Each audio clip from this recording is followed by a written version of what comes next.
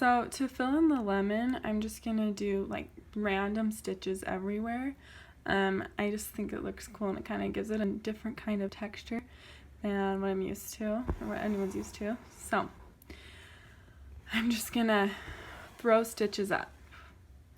They can go any direction. It's best if you just like try to make them as random as possible.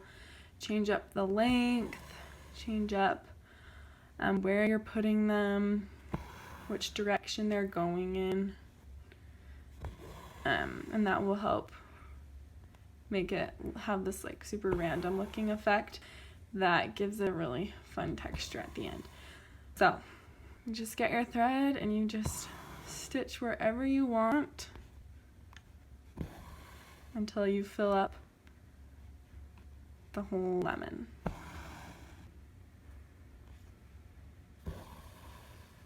Like I said, it does not matter where you put the stitches as long as you switch up how long they are and the direction they're going in. And I'm trying to like do a stitch and then put the needle back up under somewhere close to where I just finished so that I'm not wasting a ton of thread underneath. Because if I were to take that stitch and put it like all the way over here, then I just wasted a ton of thread underneath.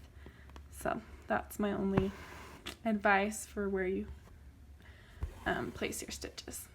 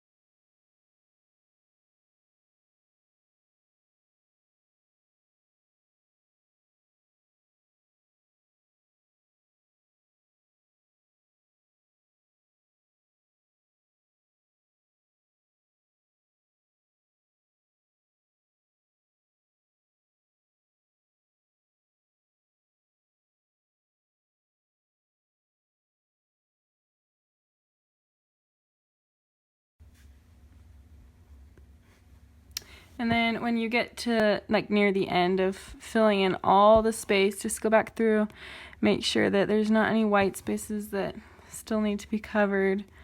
And then once you've checked for all the white spaces, you're done with the lemon part, and then you can go on and do the leaves. I'm going to show you how to do a fishbone stitch for the leaves on this lemon. So the first thing you want to do is you're going to start at the top of the leaf, and you're going to create one big stitch starting at the top and going just down about this far, maybe about a third of the way, and then pull it through. And then the way you do this stitch is you kind of are creating X's over this one stitch as you go down the leaf. So you start up at the top next to where you first did your first stitch. Bring the needle through, and then you bring this stitch all the way down onto the other side, so it's kind of like an X crossing over that first stitch. And then you do the same thing on the other side of that first stitch. You bring your needle up right next to it, and then you bring it back down on the other side of that first stitch, so you're creating an X. And then you do it again. You go back up to the other side,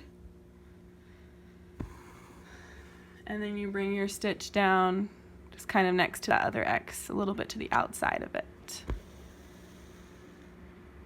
And then you go up the other side,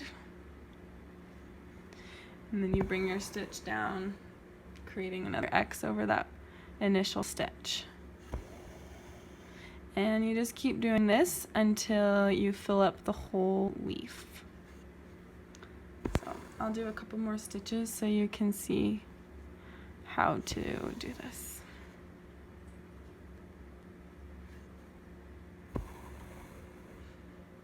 Again, this is called the fishbone stitch.